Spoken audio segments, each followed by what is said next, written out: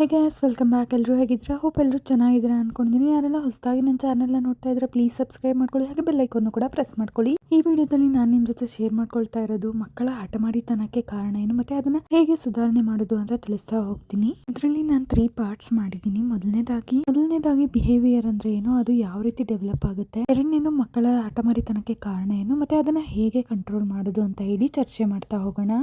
ಈ ಒಂದು ಹಠಮಾರಿತನ ಅನ್ನೋದು ಪ್ರಾಬ್ಲಮ್ ಅನ್ನೋದಕ್ಕಿಂತ ಬೆಳೆಯುತ್ತಿರುವ ಮಕ್ಕಳಲ್ಲಿ ಸಾಮಾನ್ಯವಾಗಿ ಕಾಣುವಂತಹ ಬಿಹೇವಿಯರ್ ಇಶ್ಯೂಸ್. ಕೆಲವೊಂದು ಮಕ್ಕಳಲ್ಲಿ ಜಾಸ್ತಿ ಇರುತ್ತೆ, ಹಾಗೆ ಕೆಲವೊಂದು ಮಕ್ಕಳಲ್ಲಿ ಕಡಿಮೆ ಇರುತ್ತೆ. ಈ ಹಠಮಾರಿತನ ಯಾವ ರೂಪದಲ್ಲಿ ಬೇಕಾದ್ರೂ ಇರ್ಬೋದು, ಅಥವಾ ಹೇಳಿದ ಮಾತು ಕೇಳದೆ ಇರ್ಬೋದು, ಜಾಸ್ತಿ ಟಿವಿ ನೋಡೋದಿರ್ಬೋದು, ತಂದೆ ತಾಯಿಗಳ ಮಾತಿಗೆ ರೆಸ್ಪೆಕ್ಟ್ ಇಲ್ಲದೆ ಇರ್ಬೋದು, ಏನ್ ವಸ್ತು ಸಿಕ್ಕಿದ್ರೆ ಅದನ್ನ ಒಡೆದಾಕೋ ಅಂತದಿರ್ಬೋದು, ಅಥವಾ ಸಿಬ್ಲಿಂಗ್ಸ್ ಇದ್ರೆ ಅಣ್ಣ ತಂಗಿ ಅಕ್ಕ ತಮ್ಮ ಇವ್ರ ಜೊತೆ ಕಿತ್ತಾಡೋದಾಗಿರ್ಬೋದು, ಸರಿಯಾಗಿ ಓದದೇ ಇರೋದು. ಈ ಒಂದು ಹಠಮಾರಿತನದ ಗುಣಗಳು, ಈ ಬಿಹೇವಿಯರ್ ಹೇಗೆ ಡೆವಲಪ್ ಆಗುತ್ತೆ ಅಂತ ನೋಡ್ತಾ ಹೋಗೋಣ. ಮಕ್ಕಳಲ್ಲಿ ಸಣ್ಣವರಿಂದಾನೇ ಡೆವಲಪ್ ಆಗುತ್ತೆ. ಯಾವ ರೀತಿ ಡೆವಲಪ್ ಆಗುತ್ತೆ ಎಕ್ಸಾಂಪಲ್ ಹೇಳೋದಾದ್ರೆ, ಒಂದ್ ಮಗುಗೆ ಚಾಕ್ಲೇಟ್ ಅಥವಾ ಬಿಸ್ಕೆಟ್ ಬೇಕಾಗಿರುತ್ತೆ. ತಂದೆ ತಾಯಿ ಆಗಿರ್ಬೋದು ಅಥವಾ ಅಜ್ಜ ಅಜ್ಜಿ ಆಗಿರ್ಬೋದು, ಇವ್ರ ಹತ್ರ ಹೋಗಿ ಫಸ್ಟ್ ಟೈಮ್ ಮಕ್ಕಳು ಕೇಳ್ತಾರೆ. ಮಕ್ಕಳ ಆರೋಗ್ಯಕ್ಕೆ ಅದು ಚೆನ್ನಾಗಿರಲ್ಲ ಅಂತ ಹೇಳ್ಬಿಟ್ಟು ಪೇರೆಂಟ್ಸ್ ಬೇಡ ಅಂತ ಹೇಳ್ತಾರೆ. ಆಗ ಮಗು ಏನ್ ಮಾಡುತ್ತೆ? ಸುಮ್ಮನೆ ಇರುತ್ತಾ? ಇಲ್ಲ, ಮಗು 1 ಸರಿ ಕೇಳುತ್ತೆ, 2 ಸರಿ ಕೇಳುತ್ತೆ, 3 ಸರಿ ಕೇಳುತ್ತೆ. ನೆಕ್ಸ್ಟ್ ಮಗು ಅಳ್ಳಿಕ್ಕೆ ಪ್ರಾರಂಭ ಮಾಡುತ್ತೆ. ಒಂದ್ಸತಿ ಮಗು ಅಳ್ಳಿಕ್ಕೆ ಸ್ಟಾರ್ಟ್ ಮಾಡಿದ ತಕ್ಷಣ ತಂದೆ ತಾಯಿ ಆಗಿರ್ಬೋದು ಅಥವಾ ಯಾರೇ ಆಗಿರ್ಬೋದು, ಮೊದಲು ನೀನ್ ಅಳೋದನ್ನ ನಿಲ್ಸು, ನೀನ್ ಅಳೋದನ್ನ ನಿಲ್ಸಿದ್ರೆ ನಾನು ನಿನ್ಗೆ ಏನ್ ಕೇಳಿದ್ಯೋ ಅದನ್ನ ನಾನು ಕೊಡಿಸ್ತೀನಿ ಅಂತ ಹೇಳ್ತಾರೆ. ಮಗುಗೆ ಏನ್ ಬೇಕೋ ಅದನ್ನ ತಂದು ಕೊಟ್ಬಿಟ್ಟು ನಾವ್ ಒಂದ್ ವರ್ಡ್ ನ ಯೂಸ್ ಮಾಡ್ತೀವಿ. ನೋಡು, ನೀನು ಈಗ ನಾನು ತಂದು ಕೊಟ್ಟಿದ್ದೀನಲ್ವಾ, ನೀನು ಅಳ್ಬಾರ್ದು, ನೀನ್ ಕೇಳಿದ್ ನಾನು ಕೊಟ್ಟಿದ್ದೀನಲ್ವಾ, ಮತ್ತೆ ಅಳ್ಬಾರ್ದು, ಖುಷಿಯಾಗಿರು ಅಂತ ಹೇಳ್ತೀವಿ. ಈ ಒಂದು ಸಟಲ್ ಬಿಲೀವ್ ಸಿಸ್ಟಮ್ ಅನ್ನೋದು ಮಕ್ಕಳ ಸಬ್ ಕಾನ್ಶಿಯಸ್ ಮೈಂಡ್ ಅಲ್ಲಿ ಡೆವಲಪ್ ಆಗುತ್ತೆ. ಯಾವ ರೀತಿ ಮಕ್ಕಳಲ್ಲಿ ಬಿಲೀವ್ ಸಿಸ್ಟಮ್ ಡೆವಲಪ್ ಆಗುತ್ತೆ ಅಂತ ಹೇಳಿದ್ರೆ, ನೆಕ್ಸ್ಟ್ ಟೈಮ್ ನಾನು ಏನಾದ್ರೂ ಬೇಕು ಅಂತ ಕೇಳಕ್ ಮುಂಚೆ ನಾನು ಅಳ್ಬೇಕು, ಅತ್ರೆ ನಾನು ಕೇಳಿದೆಲ್ಲ ನನಗ್ ಸಿಗುತ್ತೆ ಅನ್ನೋ ಬಿಲೀವ್ ಸಿಸ್ಟಮ್ ಡೆವಲಪ್ ಆಗ್ತಾ ಹೋಗುತ್ತೆ. ನೆಕ್ಸ್ಟ್ ಟೈಮ್ ಮಕ್ಕಳು ಏನ್ ಮಾಡ್ತಾರೆ ಅಂತ ಹೇಳಿದ್ರೆ, 1 ಟೈಮ್ ಕೇಳ್ತಾರೆ, ನೆಕ್ಸ್ಟ್ 5 ಮಿನಿಟ್ಸ್ ಅವ್ರು ವೆಯ್ಟ್ ಮಾಡಕ್ಕೆ ರೆಡಿನೇ ಇರೋದಿಲ್ಲ, ಅಳ್ತಾರೆ. ಅತ್ರೆ ನನಗ್ ಬೇಕಾಗಿತ್ತೆಲ್ಲ ನನಗ್ ಕೊಡಿಸ್ತಾರೆ ಅನ್ನೋದು ಮಗು ಅನ್ಕೊಳ್ಳುತ್ತೆ. ಈ ರೀತಿ 2-3 ಸತಿ ಸಿಚುವೇಶನ್ಸ್ ಆದಾಗ ಮಕ್ಕಳ ಮನಸ್ಸಿನಲ್ಲಿ ಬಿಲೀವ್ ಸಿಸ್ಟಮ್ ಆಗಿ ಡೆವಲಪ್ ಆಗಿ ಮಕ್ಕಳು ಹಠಮಾರಿತನ ಮುಂಡುತನ ಮಾಡ್ಲಿಕ್ಕೆ ಸ್ಟಾರ್ಟ್ ಮಾಡ್ತಾರೆ. ಸೊ ಅದರಿಂದ ನಿಮ್ ಮಕ್ಕಳು ಇನ್ನು ಸಣ್ಣವರಿದ್ದಾರೆ ಅಂತ ಹೇಳಿದ್ರೆ, ಯಾವ ರೀತಿ ಬಿಲೀವ್ ಸಿಸ್ಟಮ್ ನ ಡೆವಲಪ್ ಮಾಡ್ತಿದ್ದೀರಾ ಅನ್ನೋದನ್ನ ಸ್ವಲ್ಪ ಗಮನ ಕೊಡಿ.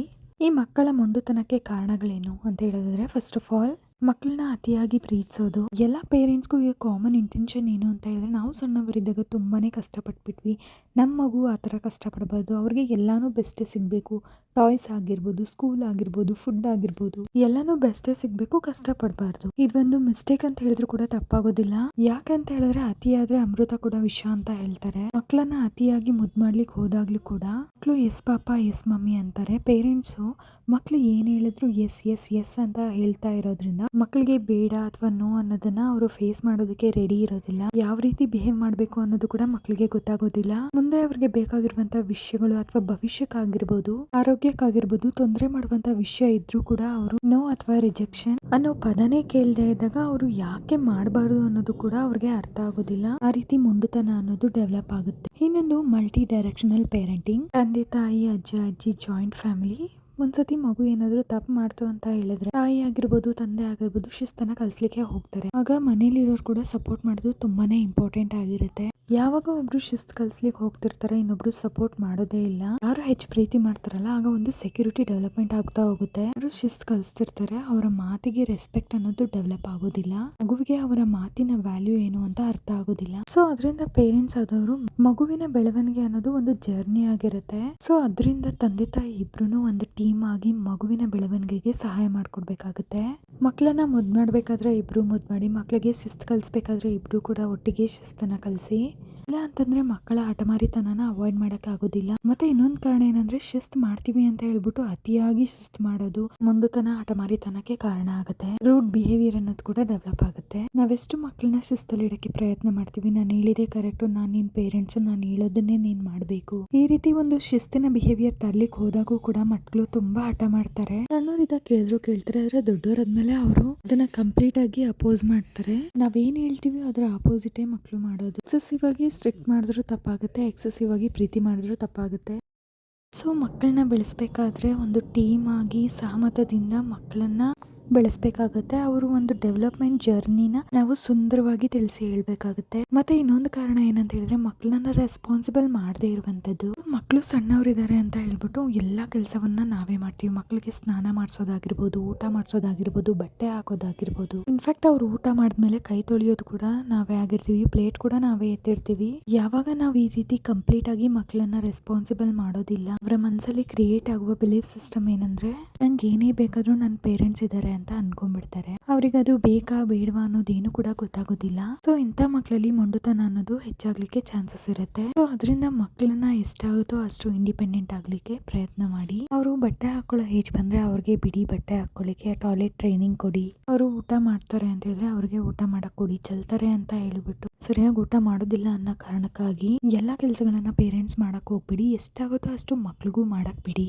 ಎಷ್ಟೊಂದು ಅಧ್ಯಯನಗಳು ಕೂಡ ಹೇಳಿದ ಹಾಗೆ ಇಂಡಿಪೆಂಡೆಂಟ್ ಆಗಿ ಯಾವ ಮಕ್ಕಳು ಇರ್ತಾರೋ ಆ ಮಕ್ಕಳಿಗೆ ತುಂಬಾನೇ ಕಾನ್ಫಿಡೆನ್ಸ್ ಇರುತ್ತೆ. ಇದೆಲ್ಲ ಒಂದು ರೀತಿ ಮಕ್ಕಳ ಹಠಮಾರಿತನಕ್ಕೆ ಅಥವಾ ಮೊಂಡುತನಕ್ಕೆ ಕಾರಣವಾದ್ರೆ ಯಾವ ರೀತಿ ನಾವು ಸುಧಾರಣೆನ ಮಾಡ್ಬೋದು. ಮೊದಲನೇದಾಗಿ ಒಂದು ಸಿಚುವೇಶನ್ ತಗೊಳ್ಳೋಣ. ಮಗು ಯಾವುದೋ ಒಂದು ವಿಷಯಕ್ಕೆ ತುಂಬಾ ಅಳ್ತಿದೆ, ತುಂಬಾ ರಚ್ಚ ಹಿಡಿತಾ ಇದೆ ಅಂತ ಹೇಳಿದ್ರೆ ಅವಾಗ ಏನ್ ಮಾಡ್ಬೇಕು? ಮೊದಲನೇದಾಗಿ ಫಸ್ಟ್ ಸ್ಟೆಪ್ ನಾವು ಕಾಮ್ ಆಗಿರ್ಬೇಕು, ಪೇಷನ್ಸ್ ಇಂದ ಇರಬೇಕು. ಆ ಟೈಮಲ್ಲಿ ಹೆಚ್ಚಾಗಿ ರಿಯಾಕ್ಟ್ ಮಾಡಕ್ ಹೋಗ್ಬಿಡಿ, ಪನಿಷ್ಮೆಂಟ್ ಕೊಡಕ್ ಹೋಗ್ಬಿಡಿ. ಪನಿಷ್ಮೆಂಟ್ ಕೊಡೋದ್ರಿಂದನೂ ಕೂಡ ಮಕ್ಕಳಲ್ಲಿ ನೆಗೆಟಿವಿಟಿ ಅನ್ನೋದು ಡೆವಲಪ್ ಆಗುತ್ತೆ. ಅವರ ಬಿಹೇವಿಯರ್ ಇನ್ನೂ ಕೆಟ್ಟದಾಗಿ ಕೂಡ ಬದಲಾಗಬಹುದು. ಸೊ ಹಾಗಾಗಿ ಪನಿಷ್ಮೆಂಟ್ ಮಾಡಬೇಡಿ. ಮಕ್ಕಳನ್ನ ಕೋಪದಲ್ಲಿ ನೀನ್ ಹಾಗೆ, ನೀನ್ ಹೀಗೆ, ನೀನ್ ಯೂಸ್ಲೆಸ್, ನಿನ್ ಕೈಯಲ್ಲಿ ಏನೂ ಆಗೋದಿಲ್ಲ, ನಿನ್ ಜೀವನ ಇಷ್ಟೇ ಅನ್ನೋ ಪದಗಳನ್ನ ದಯವಿಟ್ಟು ಮಕ್ಕಳ ಮುಂದೆ ಬಳಸಬೇಡಿ. ಆ ಟೈಮಲ್ಲಿ ಸ್ವಲ್ಪ ಪೇಷನ್ಸ್ ಇಂದ ಇರಿ. ಪ್ರತಿಯೊಂದು ಬಿಹೇವಿಯರ್ ಅಥವಾ ಹಠಮಾರಿತನದ ಹಿಂದೆ ಒಂದು ಕಾರಣ ಇರುತ್ತೆ. ಐದರ್ ಮಗುಗೆ ನಿಮ್ಮಿಂದ ಅಟೆನ್ಷನ್ ಬೇಕಾಗಿರ್ಬೋದು, ಮಗುಗೆ ಫುಡ್ ಬೇಕಾಗಿರ್ಬೋದು, ಆಟ ಸಾಮಾನು ಬೇಕಾಗಿರ್ಬೋದು, ಅಥವಾ ಸ್ಕೂಲಿಗೆ ಹೋಗಕ್ಕೆ ಇಷ್ಟ ಪಡದೆ ಇರ್ಬೋದು. ಈ ರೀತಿ ಯಾವುದೇ ಆದಂತ ಕಾರಣಗಳಿರ್ಬೋದು. ಅದನ್ನ ತಿಳ್ಕೊಳ್ಳೋದು ಬಹಳನೇ ಇಂಪಾರ್ಟೆಂಟ್.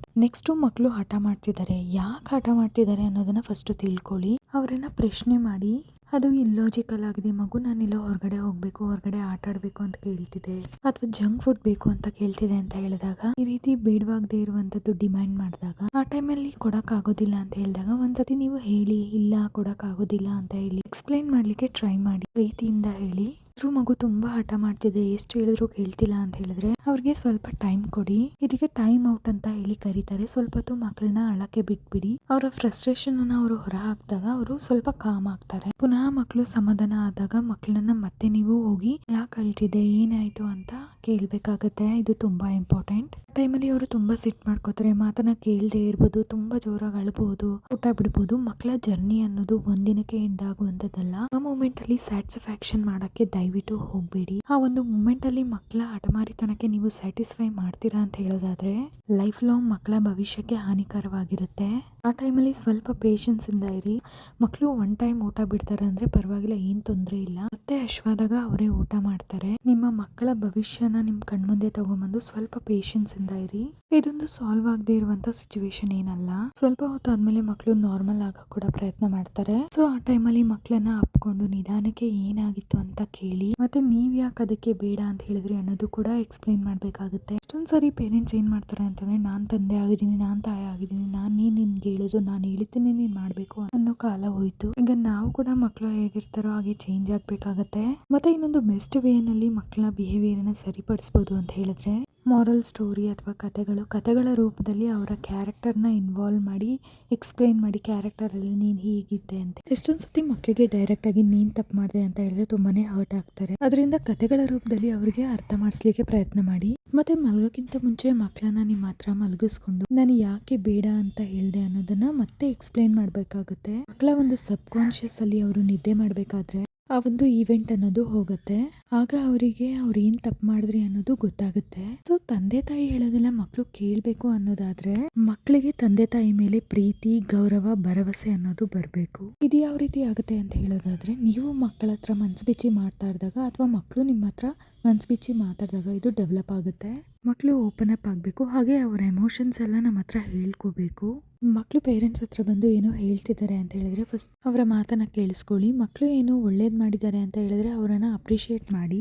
ಅವರು ತಪ್ಪು ಮಾಡ್ಬಿಟ್ಟಿದ್ದಾರೆ ಅನ್ನೋ ದೃಷ್ಟಿಯಿಂದ ನೋಡದೆ ಅವ್ರ ಜೊತೆ ಮಾತಾಡಿ ಅರ್ಥ ಮಾಡ್ಕೊಳ್ಳೋದು ಬಹಳ ಇಂಪಾರ್ಟೆಂಟ್ ಇರುತ್ತೆ. ಆಗ ಮಾತ್ರನೇ ನೀವು ಯಾವಾಗ ಬೇಡ ಅಂತ ಹೇಳ್ತೀರಾ, ನಮ್ಮ ತಂದೆ ತಾಯಿಗಳು ಬೇಡ ಅಂತ ಹೇಳ್ತಿದ್ದಾರೆ, ನಾನು ಅದನ್ನ ಮಾಡಬಾರ್ದು ಅನ್ನೋದು ಮಗು ಮೈಂಡ್ಗೆ ಹೋಗುತ್ತೆ, ಭರವಸೆ ಬರುತ್ತೆ. ಮಕ್ಕಳು ಮೊಂಡುತನ ಹಠಮಾರಿತನನ ಬಿಡಕ್ಕೆ ಸಾಧ್ಯ ಆಗುತ್ತೆ. ಮಕ್ಕಳ ಹಠಮಾರಿತನ ಕಮ್ಮಿ ಮಾಡಬೇಕು ಅಂತ ಹೇಳಿದ್ರೆ ಔಟ್ಡೋರ್ ಆಕ್ಟಿವಿಟೀಸ್ ನ ಮಾಡಿಸಿ, ಹೊರಗಡೆ ಮಕ್ಕಳನ್ನ ಆಟ ಆಡ್ಸೋದ್ರಿಂದ ಮಕ್ಕಳ ದೇಹ ಹಾಗೂ ಮನಸ್ಸಿಗೂ ಕೂಡ ಸಮಾಧಾನ ಅನ್ಸುತ್ತೆ.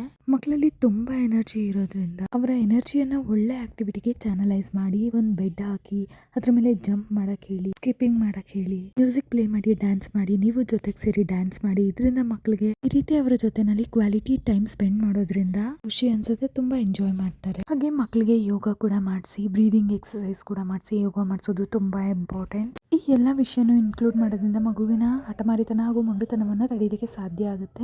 ನಾನು ಮಾಡಿರೋ ವಿಡಿಯೋ ನಿಮಗೆ ಸ್ವಲ್ಪನಾದ್ರೂ ಯೂಸ್ಫುಲ್ ಆಗಿದೆ ಅನ್ಕೊಂಡಿದ್ದೀನಿ. ಇನ್ನಷ್ಟು ಹೊಸ ಯೂಸ್ಫುಲ್ ವಿಡಿಯೋಸ್ಗಾಗಿ ನನ್ನ ಚಾನಲ್ನ ಸಬ್ಸ್ಕ್ರೈಬ್ ಮಾಡೋದನ್ನ ಮರಿಬೇಡಿ. Thank you so much.